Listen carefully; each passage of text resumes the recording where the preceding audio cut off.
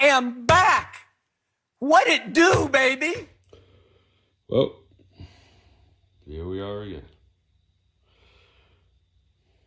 Well, to be completely honest, the reason why we're here, the reason why we're all gathered here, is because I fucked up when I put the transmission together. So this transmission has been, it's been nines, daily driven for 2 years, except for the, obviously in Connecticut you're in the winter. But besides that, I think anytime I get an opportunity to drive it, I drive it. So in there is where I messed up. Actually, you can see metal shavings right there. Yeah, take the front stator bushing right. It's clean right out. Converters at the Converter Builders, which is 501 Performance. Awesome company right there. So yeah, it's all torn apart. I'm actually in the process of putting everything back together. I know there's a part, I still have to do like the clutches and stuff, and maybe what I'll do is I'll do a video on that, because I still have to do my tolerances and all that. So I can do that. Some dust and shit in there. So yeah, it's pretty much, this thing, as you can see, it's been tons of metal in it. But besides that, the steels were good. As you can see, these are overdrives. Like, shit, look at that. You can still read the Borg Warner on this stuff. So those clutches were good. The directs weren't bad. Intermediates were actually pretty decent. Besides being completely engulfed in freaking metal shavings or aluminum, they weren't bad. I'm actually right now washing the steels for the intermediate. I'm pretty sure, if I could tell by the doves of forward. Alright, so also another way you can do is you can usually check is by your steels. So your forward steels are usually thin, and your directs will be a lot, not a lot thicker, but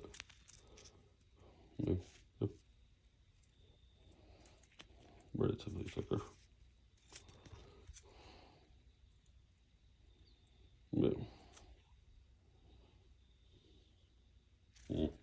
I don't know. But yeah, usually forwards have a dovetail, and directs are just like that. That one has, that one has a wave plate on it. So that was definitely the forward, because I was actually questioning that deal. I have some Kohlers for the directs, but honestly, I don't even think I need it. They were actually pretty good without it. So it is what it is. So yeah, that's pretty much it. That's pretty much what I've been doing. There's a new pump already all set up. It's already got the wear plate in it. If you guys are familiar with what a wear plate is, it's a product developed by Extreme Automatics out in Ohio, Lonnie. It is a kind of it's a wear plate that goes in between your pump housing, and the purpose of it is to protect your stator side of it. If you know me, you know how I am. I'm honest as they get. My dumbass completely messed up, and I put my torque gear backwards. And the crazy thing was that because of the 0.41 thousandths of a little bit of a spacing that the bushing that wear plate creates on the pump. It pretty much, when I went to do my spacing, everything came out to, pretty good distance. And it lasted 2 years. The thing legit was, I was out there street driving it, maybe making hits. I went to the track. I competed out in Pennsylvania, New Hampshire. I've never hit Lebanon Valley. Not too sure if I want to. A couple people say it's good, but I'm used to New England Dragway. Unfortunately, I missed my buddy's no prep race this year. I wasn't too happy about that, but hey, it is what it is. Things happen. That's racing, or that's my stupidity, is the way I see it. As you can see, it's a little valve, boost valve. So I definitely heated this shit up. As you can see, this iPhone definitely gets. See, you can see that in the bottom. Right there, yep, right there in the middle, you can see some. Yeah, so I definitely did that. So that's already replaced, whatever. That is what it is. Another, actually, interesting. These bushings weren't too bad. But some of these other ones, like these Sun Gear ones, let me tell you, these things fucking suck. Sun Gear bushings suck. And they suck bad. I honestly did not know how bad they suck until I actually started to put it together and realize that, you can see this one still has a little metal in it. You can see it right there. That was cleaned out. But it is what it is. I stopped cleaning it. I just said screw it, and I ordered another overhaul kit. So I got that. I got the bushings. Last time I didn't swap the Sun Gear bushings because I heard that was a pain in the ass. I didn't do those. And this time I said screw it. I did all the bushings as possible. So I got whatever extra ones I had. I just threw those in there. Whatever. It is what it is. So one of the interesting factors of this, actually, you can actually see, yeah, that's on the middle of there.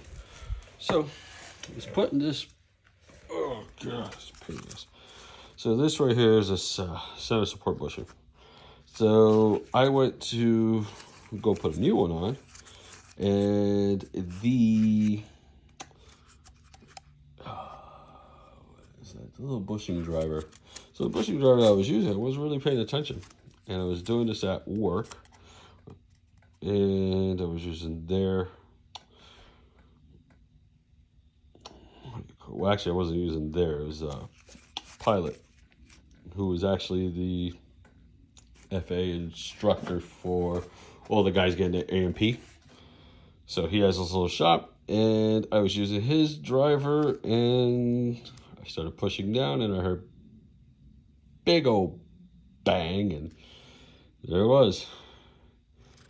Cracked the damn center support. That was $100 tuition fee. Because that's what you gotta look at it. It's a tuition fee. It is what it is. So yeah, and that was on me. So yeah, so I went out and bought another one, and when I went to I decided I'm just gonna take it to the transmission shop and let them do it. I happened to stumble upon a old friend who, guys know me since I was 23 years old. So I'm 44. So 21 years I've known that man. And yeah, we talked, and he took over a really good transmission shop. He took over it, he owns it, and he doesn't really build transmissions anymore. he does a lot of reman takeouts, putbacks. You know, like he said, he can get a transmission with torque converter, 100,000 mile warranty, the 3-year. It's so much easier to just take the old one out, put the new one in, put the old one back in the case, ship it back, call it a day. But he has a beautiful building area in the back. And we got to talking, and he said, hey, if you want to use it, you know, if you got any more transmissions that you want to build, you're free to use it. This is, you know, if you need a lift, you got a lift. You know, you're free to use whatever you want. So that's actually pretty cool. So I'm definitely going to take him up on that offer. More than likely going to build another 4-liter transmission. You know, I had a spare motor. I sold that because honestly it was sitting in the corner. I mean, this one. Put this shit here. Old ethanol in there. It still smells good. But yeah, so I had an old motor sitting in that back corner right there, and it didn't do anything. It just sat there. I know it's one of those, hey, it's better to have one than to be sorry, but at this point, I've met a lot of people in my life that if I do happen to need another one, I can always get another one. I build my own motor, so it doesn't matter. I'll just do whatever. So this one, yeah, so, I mean, this motor was good. This all happened because, I mean, pretty much I went out, wanted to see if possibly I can get 27 pounds out of it. I did. And that's where we found our failure point. And as soon as I, you know, went out with my daughter for my birthday, we went out for a drive. And when I came back, I parked the car, instantly knew that I could just hear the whine that this thing was done. So I just said, well, it is what it is. Like, what am I going to do? So I immediately took it apart. Called my boy Willis. He has a motorcycle jack that we use to take transmissions out. So I just called him up and said, hey, I'm going to need that. And that's it. So, yeah. So it's sitting on the stand. That's already cleaned out. I already put the new lower half of it. You know, the center sections there. I mean, it's all good to go as far as that. I haven't done my clutches. I still have to clean steels. So my thing is I gotta go out and buy another, maybe like a quart of transmission fluid, get another little white bucket, and use that for Actually, I think I have one up there, so I might even use that. And just soak the clutches, and then go from there. I did find another 4-liter transmission. It's a 4-wheel drive, but all you gotta do is switch out the output shafts in the back, and make sure that they come with a little plug in the back that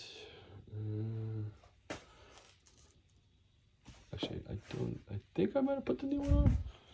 Let's find out. Let's see, this is the force motor.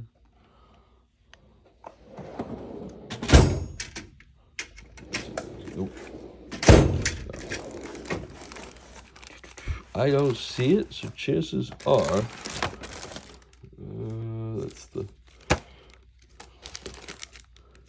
that's your center support bolt. So I mean, it has a hole in it. It's for oil pump bolts. And as far as I can tell, it's for force motor. It's supposed to be for transmission lines, but I don't have that. Nope, there it is. So oh yeah, no, I did take it out. I didn't put it in, so I gotta remember, I gotta flip the transmission over. So this little piece right here needs to be swapped in. It does, if you look closely, it has a hole in the center, and that's what pretty much lubricates the back tail shaft of it. And yeah. So here you have your overdrive Torx.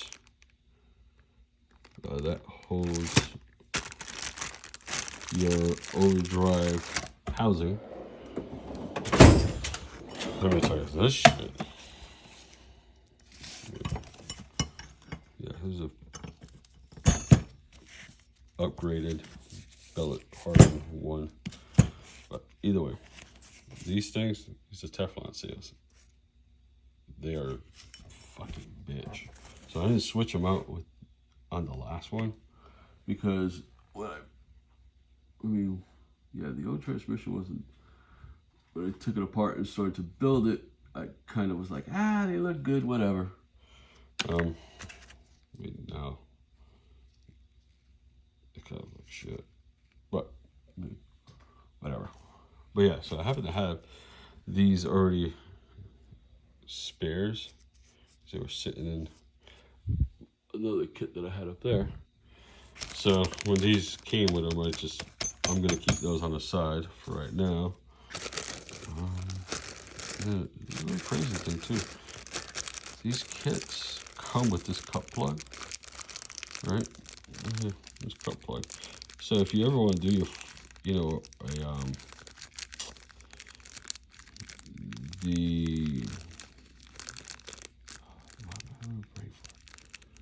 dual feed. You want to do a dual feed mod, you can take this cup plug. And what you do is go rambling on, but whatever. So right there. So you knock that in there, and you're good to go. And what that does is that gives it a little bit more of a. Well, it's not just that. You gotta take the second ring off of that on your direct. You have to drill out a extra hole, which is right there. That helps with being able to get the fluid out. For people who go at least north of 72 and up, 7,200 RPMs and up, it helps out. So yeah, that's pretty much it. Right now I'm just waiting. I just gotta put it together. The next video, what I'm gonna do is I gotta do the clutches. Oh yeah, this is the overdrive I was talking about. Yeah, see? So this is where everything sits. And right there, that's where that went. Drill in there. It sits like this, and it keeps it in the housing. Yeah, the next video what I'm gonna do is those are all valve body bolts, oil pump bolts. So I gotta swap out those. Swap those out. Also, I gotta make some alignment guides, bolts. So what you do is I have a whole bunch of freaking bolts over there. So I gotta find some water pump bolts. And what you do is you take the water pump bolts, you put one here, you gotta cut the other end off of it. Put it there, round it off. This way when you put your transmission or your pumping, and you got your gasket right there, you don't have to worry about it shifting. You just slide right in. And I do have to align my pump housing, but usually what you do is you can actually bring it in here and put it in. So I just leave some of the bolts, like just one bolt loose enough so it kind of aligns it, lift it up, and you're good to go. So, but yeah, next video I'll measure out my clutch clearance. And yeah, so right now I'm just cleaning out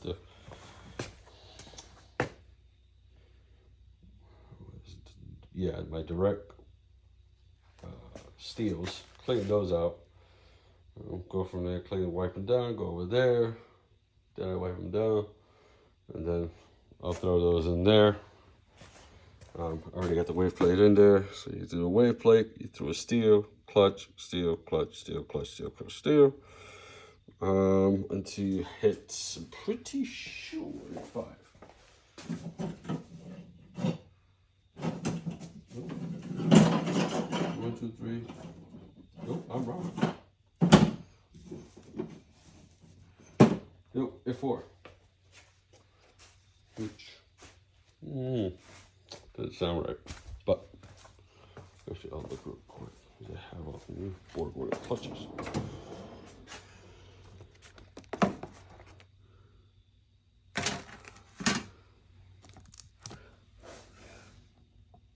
So I bet it is 4.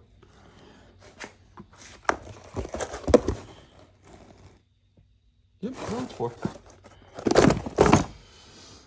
I don't use, you know, these Bestos, Reds, and all this other. You don't need that shit, man. Jake's Performance, they're one of the premier builders for the 480s. They use OEM BorgWarner clutches on pretty much all their builds. So, okay, whatever. But yeah, so when I get closer, I'll film some stuff. It's my son's Pontiac 400 motor that I don't know. He says he wants to. He's got a 71 Le Mans. He wants to freaking twin turbo or something. So that's that motor. He already has a motor in the other one. So yeah. Also, I think those are rear. Yeah, they possibly might be rear. Yeah, they are. They're rear rotors for a Cobra. So, I mean, if somebody wants those things, just let me know. People can have them. They're not doing. I mean, I don't really even use them because my rear end's completely swapped anyway, so it doesn't matter. So yeah, yeah. Until next time. Later.